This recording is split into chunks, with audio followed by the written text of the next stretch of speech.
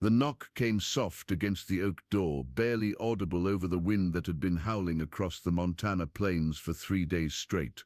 Samuel Hayes set down his coffee, the ceramic cup clicking against the pine table with a sound that seemed too loud in the cabin's stillness. He hadn't heard hoofbeats, hadn't seen dust rising from the valley road. The knock came again. Samuel's hand instinctively moved to the Colt at his hip before he caught himself. 3 years of solitude had made him cautious, but not cruel. He crossed the room in 4 long strides, his boots heavy against the floorboards that Sarah had once danced across in her bare feet. The memory hit him like a fist to the chest. It always did, but he pushed it down where it belonged, buried deep with all the other things that hurt too much to touch. He opened the door and the world tilted. The woman standing on his porch was young, maybe 20, with dark hair pulled back and travel dust coating her blue dress. But it wasn't the dress or the hair that made Samuel's breath catch in his throat. It wasn't even the baby she held close to her chest, wrapped in a yellow blanket that had seen better days. It was her eyes. Sarah's eyes, the same amber green that had haunted his dreams for 3 years, the same eyes that had looked up at him from the birthing bed before the fever took her and the child she'd carried. The same eyes that had closed forever while he held her hand and whispered promises he couldn't keep. "Please," the woman said, and even her voice carried an echo of something familiar. "I need help." The baby stirred in her arms, letting out a soft cry that cut through Samuel like a blade. He gripped the doorframe, his knuckles white against the wood. The wind picked up, sending dust devils dancing across the yard where Sarah used to hang laundry on Monday mornings. "Who are you?" The words came out rougher than he intended. The woman's eyes, Sarah's eyes, filled with something that might have been fear or desperation or both. "My name is Emma. Emma Hayes." She shifted the baby higher against her shoulder.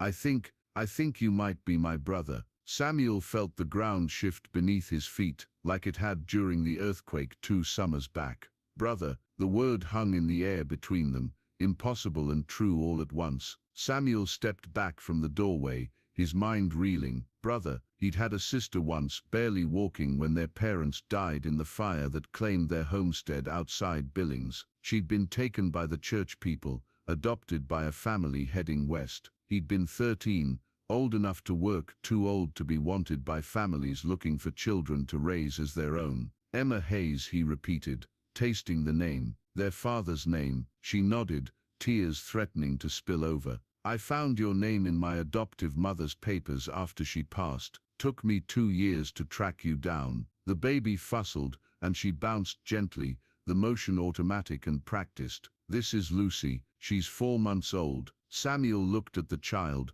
really looked, and saw familiar features there too. The Hayes nose, stubborn and straight, the cleft in her tiny chin that had marked their family for generations. But it was more than that. It was the way Emma held her, protective and fierce, the same way Sarah had cradled the stillborn son Samuel had buried beneath the cottonwood by the creek. "The father?" Samuel asked, though part of him already knew the answer from the way Emma's jaw tightened. "Gone." She met his eyes steadily. "Left when I told him about the baby." Thunder rumbled overhead, promising a storm that had been building all day. Samuel knew he should invite them in, knew that Christian decency demanded it. But something held him back. Maybe the way Emma's eyes reminded him of all he'd lost, or maybe the fear that caring again would only lead to more graves by the creek. "I can't stay long," Emma said quickly, as if reading his hesitation. "I just need a place for the night. Maybe some food.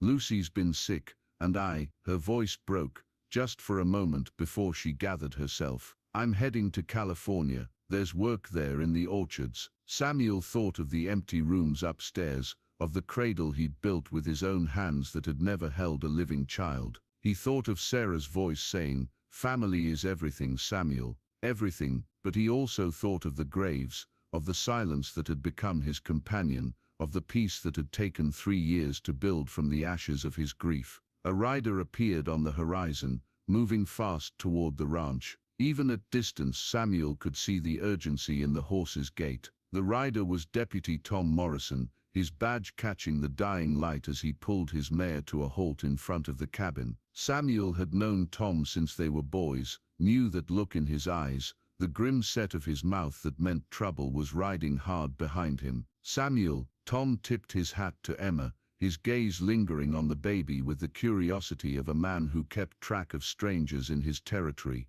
"Ma'am, Tom." Samuel stepped out onto the porch, positioning himself between the deputy and Emma. Old instincts died hard. "What brings you out this way? Looking for a woman?" Tom's hand rested on his gun belt, casual but ready. "Young, dark-haired, traveling with a baby, wanted for questioning in connection with a robbery in Copper Falls 3 days back." Samuel felt Emma go still behind him. The baby whimpered, as if sensing the tension that had suddenly charged the air like lightning before a storm. Rain began to fall, fat drops that struck the dust and sent up the smell of earth and coming weather. "What kind of robbery?" Samuel asked, his voice level. "Bank manager's house. Took enough to make it worth killing for." Tom's eyes never left Emma's face. "Manager's wife was found dead, beat to death with a poker from her own fireplace." The words hit Samuel like physical blows. "Murder." The woman standing behind him, his sister, if she was telling the truth,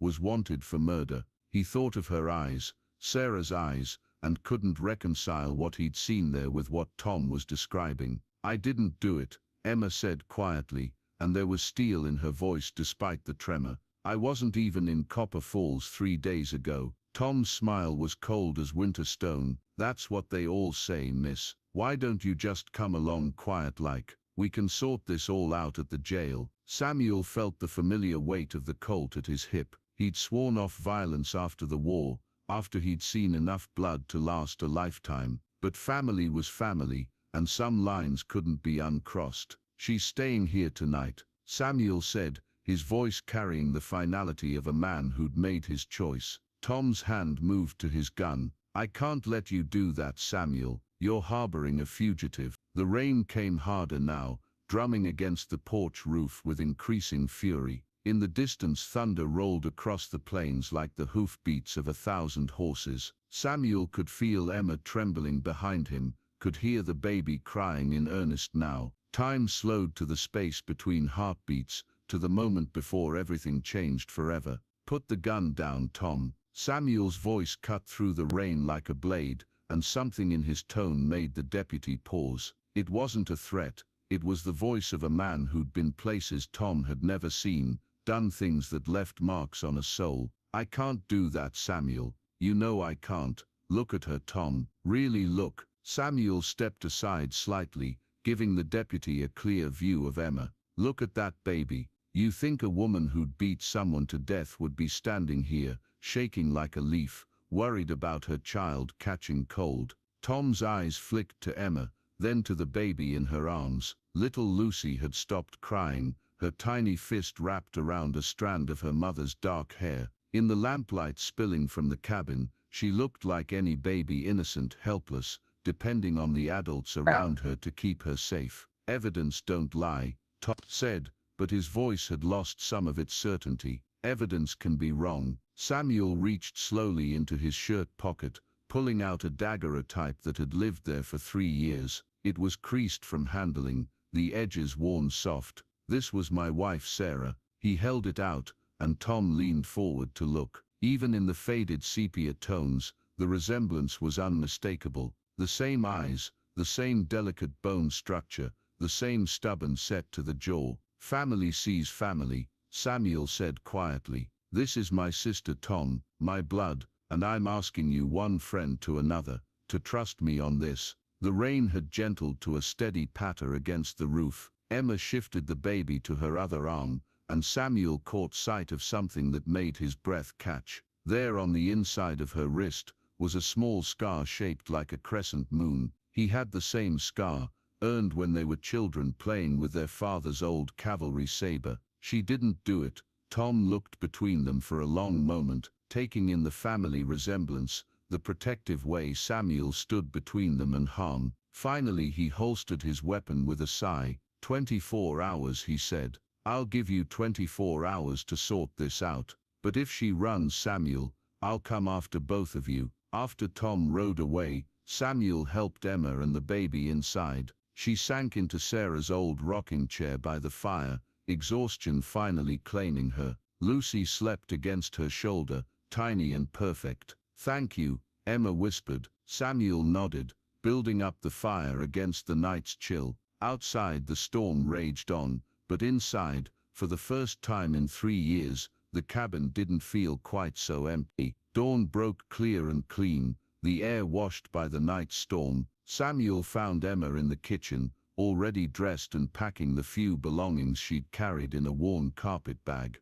The baby dozed in an improvised bed, made from cushions and blankets. "You're leaving," he said. "It wasn't a question, I have to. Tom was right about one thing, I can't stay here and bring trouble to your door." She folded a small dress, her movements quick and efficient. "But first I need to tell you the truth." Samuel poured coffee for both of them, waiting. "I was in Copper Falls 3 days ago," Emma said quietly, "but not for any robbery. I was there because of her." She nodded toward the sleeping baby. "Lucy's father, his name was Robert Kane. He's the one who killed that woman." The pieces fell into place like dominoes. "He framed you. I saw him leaving the house. Had blood on his hands, money in his saddlebags. When I confronted him, he told me he'd already made sure the law would come looking for me instead of him." Emma's voice was steady, but her hands shook as she lifted her coffee cup. "I took Lucy and ran. What else could I do?" Samuel was quiet for a long moment,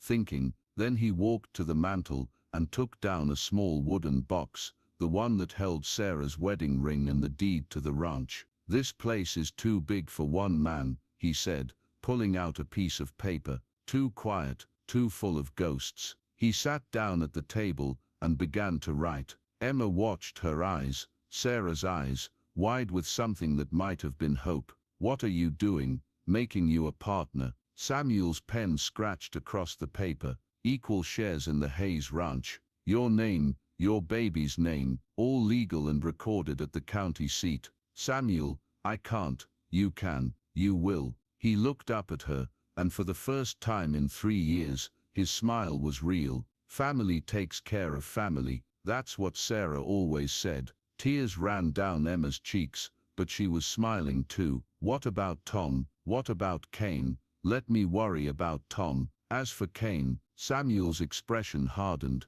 "Men who hurt families have a way of finding justice in this country, one way or another." 3 months later, Emma stood on the porch of the house that was now half hers, watching Samuel teach Lucy to clap her hands, while she sat propped against his knee. The baby was thriving, pink-cheeked and laughing, growing strong on fresh milk and mountain air. The graves by the creek had flowers on them now, wild flowers that Emma picked every Sunday after church. Sarah and the unnamed baby boy had company in their eternal rest, not the lonely vigil Samuel had kept for 3 years, but the gentle attention of family who understood that love doesn't end with death. Robert Kane had been found 2 weeks after Emma's arrival, his body discovered in a canyon outside Copper Falls, with his horse and his stolen money. Some said it was an accident, others whispered about justice and the long arm of Montana law. Samuel never said what he knew, and Emma never asked. As the sun set over the plains, painting the sky in shades of gold and crimson, Emma rocked her daughter and hummed the lullaby their mother had sung so many years ago. The melody carried on the evening breeze, mingling with the sound of Samuel's laughter and the gentle lowing of cattle coming home. In the end, she thought, family was everything, everything Sarah had promised it would be.